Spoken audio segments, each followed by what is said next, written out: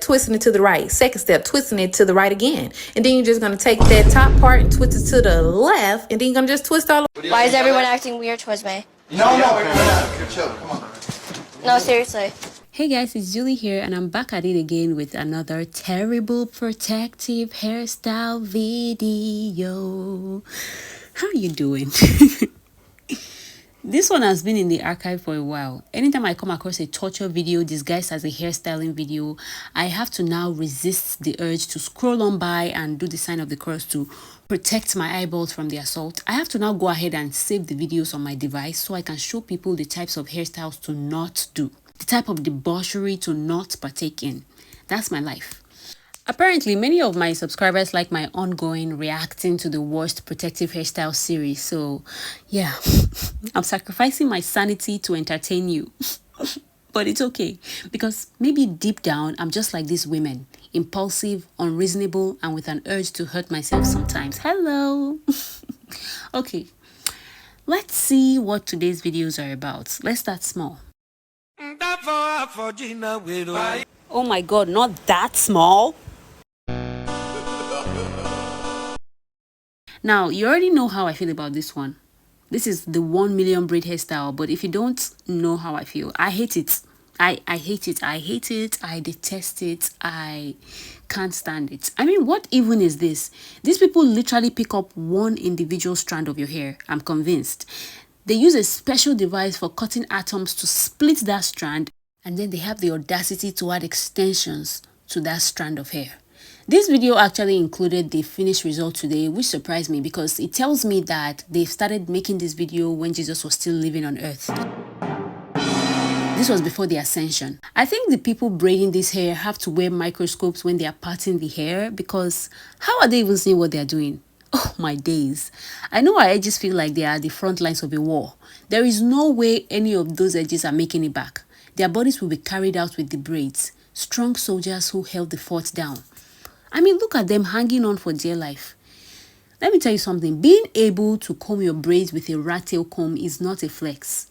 It's just a sign of masochism and deteriorating mental health. This is not a flex. When you're using a rat tail comb to comb through your braids, it's just telling me that something is wrong somewhere. Something is really, really wrong. I mean, at least this woman is not crying like the last video we saw. But that just tells me she has probably built her pain tolerance to a non-human level. I'm scared. You know, I like how people see videos like this and be like, if she gets into a fight, it's over. No, if she encounters breeze, it's over. If she tries to tuck her hair behind her hair, it's over.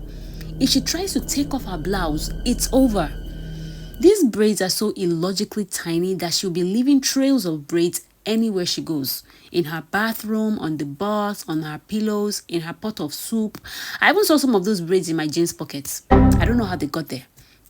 This is dark magic, okay? Arrest everyone involved. Want for this play, look at it. This is not edit camera. As you look at my money, clean her face, clean herself. Look at black is beautiful. Look at this skin. I will never not be amazed by this type of tiny braids. This is the type of hairstyle that when you look up how to do it, or you plan on doing it and you just Google the type of hairstyle you want to do, you immediately get those Google alert messages in red letters that say, if you or someone you know is struggling, please know that this is not the way. There is always help available. Call this hotline to speak to somebody. I'm telling you, this should not be encouraged. This should come with a disclaimer.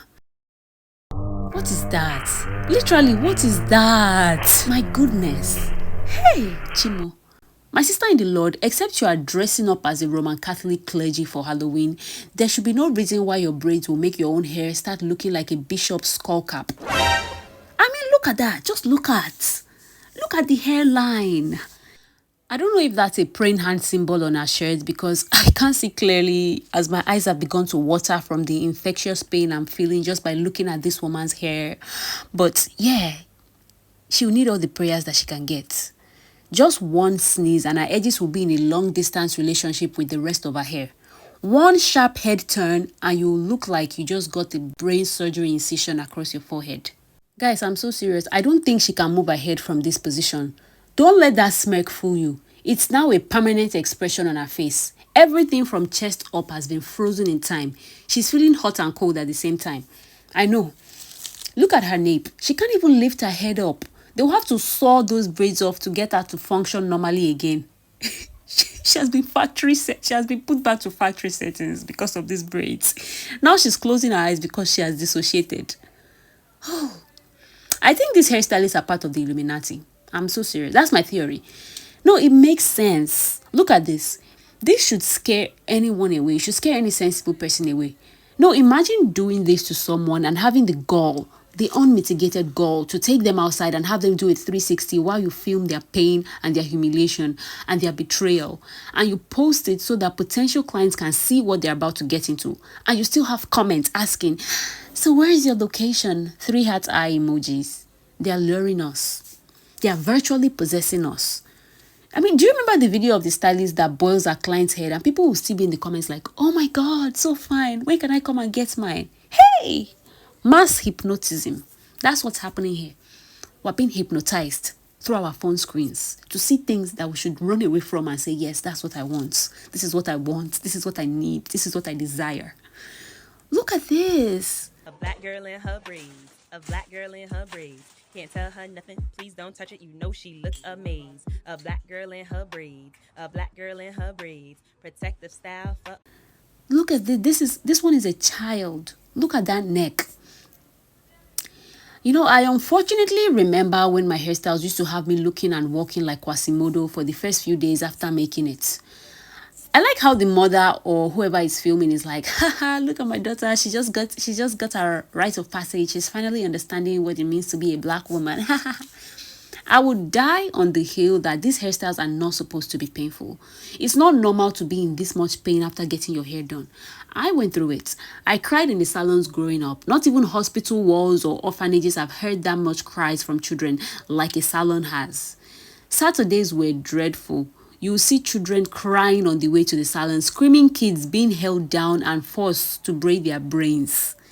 I thought of shaving all my hair as soon as I got home. I thought of turning into a boy so I didn't have to go through the agony of hairstyling. I thought of stopping school and becoming a primary school dropout so that teachers could stop punishing me for not doing the hairstyle of the week. I dreamt of a day where I didn't have to dread going to the salons on Saturdays. This is not a good thing. This should not be passed down from generations to generation. No. I mean, how do you see your child in this much pain, unable to sleep, unable to think?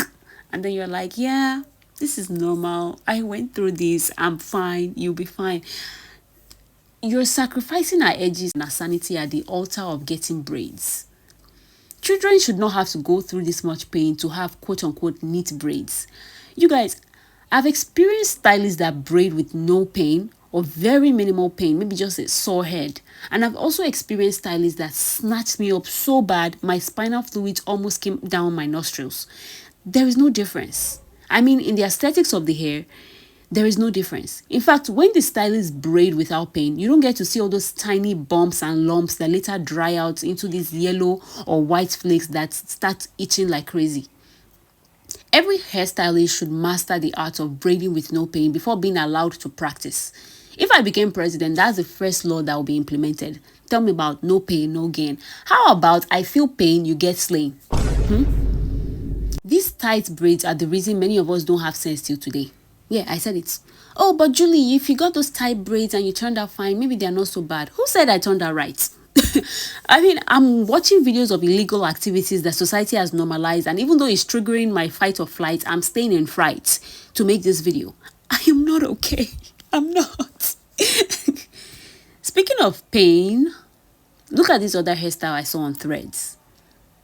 Let's take a look at this look and see. The caption says, clean, but at what cost? If this is clean, I want to be a dirty girl. Call me a troll because I want to roll in mold. Yo, it looks like somebody took individual braids and stapled them on top of her scalp. I can see the scalp throbbing from here.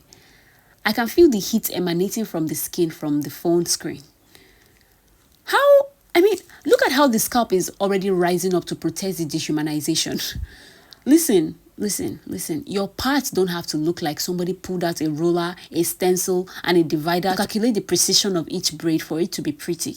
See, now when you want clean braids so bad that your scalp begins to look like a vintage crocodile skin purse when you are done, it's kind of counterproductive, you know?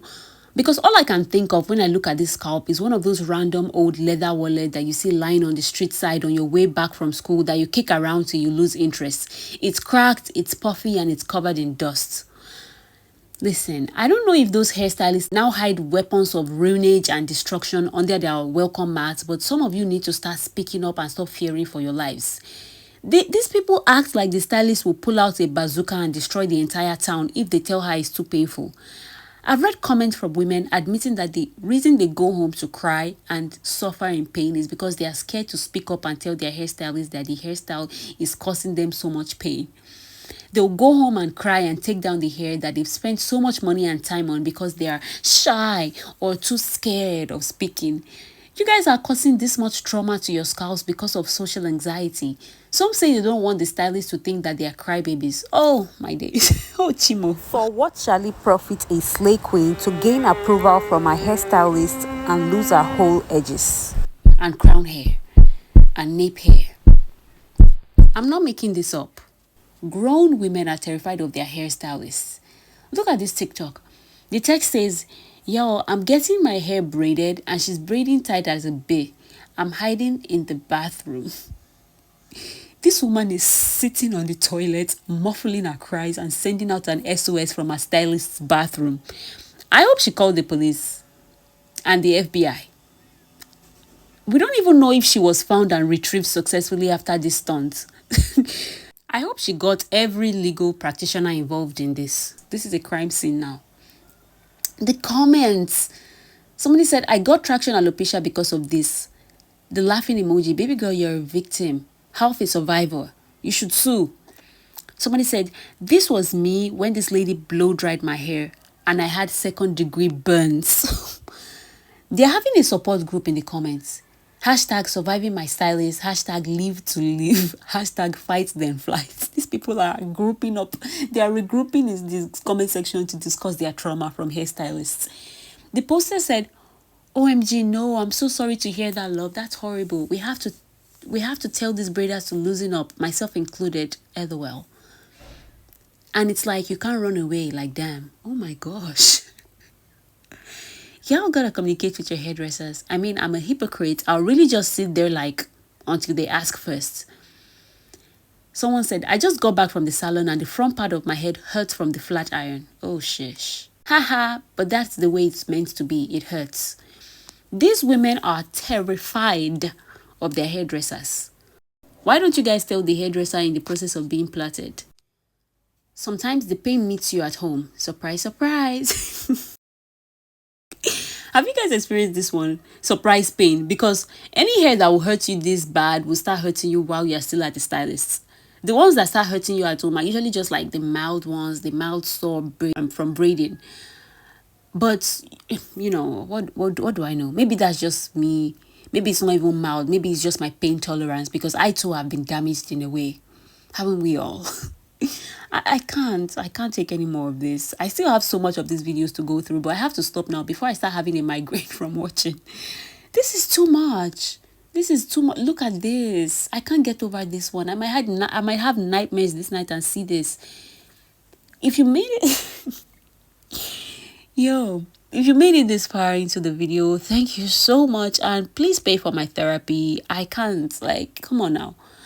Anyways, don't forget to link, movement, and subside. I'll see you in the next one, I think. Bye.